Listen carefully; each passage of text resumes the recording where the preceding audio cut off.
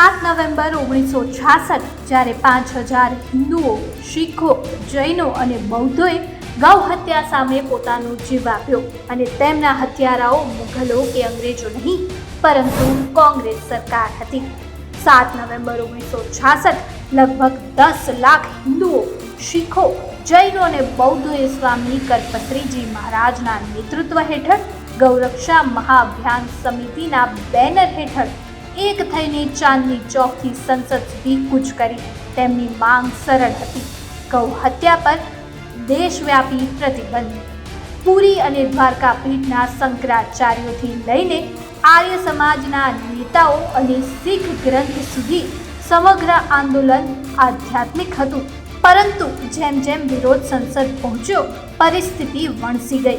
પોલીસે પહેલા ટીયર ગેસનો ઉપયોગ કર્યો અને પછી નિશસ્ત્ર ભીડ પર ગોળીબાર કર્યો.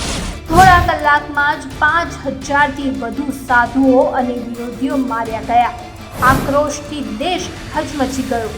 ગૃહમંત્રી ગુલઝારીલાલ નંદાએ રાજીનામું આપ્યું અને વડાપ્રધાન ઇન્દિરા ગાંધીએ ભારે દબાણ હેઠળ તપાસનું વચન આપ્યું. 1967ના મધ્ય સુધીમાં તેમણે સમગ્ર ભારતમાં ગાય સંરક્ષણ કાયદાની સમીક્ષા કરવા માટે આરએસએસ સરસંઘચાલક MS ગોલવલકર, ડૉક્ટર વર્ગીસ કુરિયન અને ટોચના ધાર્મિક નેતાઓ સહિત એક ઉચ્ચ શક્તિ સમિતિની રચના કરી.